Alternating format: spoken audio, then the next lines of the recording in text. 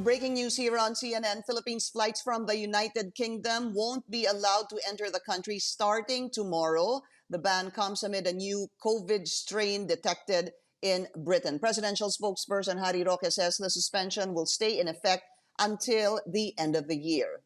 He adds passengers that are already in transit and those who arrived in the Philippines from the UK before December 24 are exempted from the entry restrictions, but they must undergo stricter quarantine and testing protocols. They are also required to complete 14 days of quarantine in the Athletes Village in New Clark City.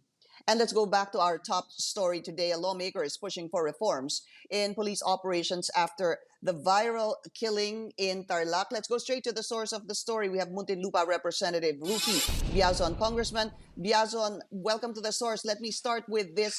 Your reaction first. How did you feel when you saw that viral video?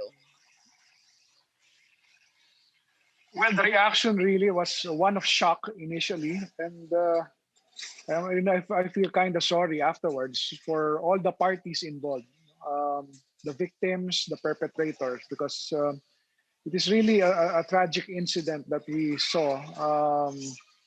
And I think it's something that can be prevented in the future as long as we take the appropriate action following what lessons we learned from this incident. And what should this be? What should the appropriate actions be so that an incident like this will not happen again in the future? Well, first of all, we should hold the perpetrator accountable, file the necessary charges, make him answer under the law, give the appropriate punishment to him. Second, the institution should look at this not just as a simple isolated case, but rather a symptom of what could be ailing the institution as a whole. When we are talking about the institution, we are looking into how they recruit their personnel, how they screen for these personnel, and how they train them, and most of all, how they monitor them as they perform their duties as police officers.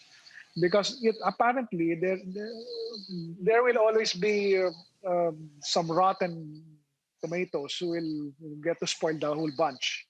We're not indicting the entire PNP as an organization. We know that there are many good cops out there, but I think it's the obligation of the institution to ensure that those who have this tendency to abuse the power that is given to them is monitored and checked. And so, Congressman, you think kailangan po talaga magkaroon ng periodic neuro test or psychological test sa mga miyembro ng police force? Yes, alam natin na part of the bahagi ito ng screening nila pag enter into the service, no? But along the way, I think they should have an institutionalized method of determining the fitness, the psychological fitness of their members. Kasi alam natin na mahirap ang trabaho ng police. They are also subject to post-traumatic stress. They can change, no, psychologically, mentally in the course of their duty. Dahil alam natin, extraordinary circumstances ang hinaharap ng ating mga kapulisan. And mental health is an issue. No? Sa atin nga na mga ordinaryo lang na nasa opisina nagtatrabaho, merong stress and it affects us. What more itong mga kapulisan natin who have to deal with danger, death, and threats to their own lives. So kinakailangan meron din tayong proseso na nabo-monitor sila regularly. We'll be taking a very short break. Congressman Ruffy Biazon and I will still continue this discussion on Facebook Live, on television. We'll be pausing for commercials. We'll be right back.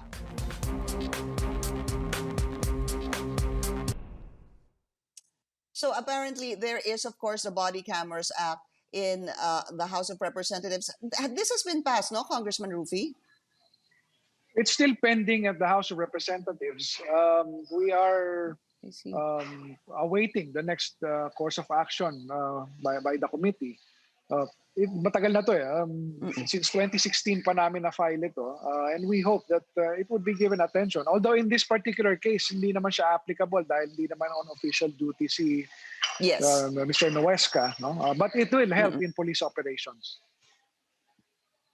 And it will help in the many questions on the arrests, especially recently, and detention of activists and even a journalist. Congressman Ruffy Biazon, I hope we get a chance to talk about this Body Camera Act again in the future. Maraming salamat po sa inyong oras. Thank you very much and good morning. Thank you for joining us here on The Source. I'm Pinky Webb. You're watching CNN Philippines.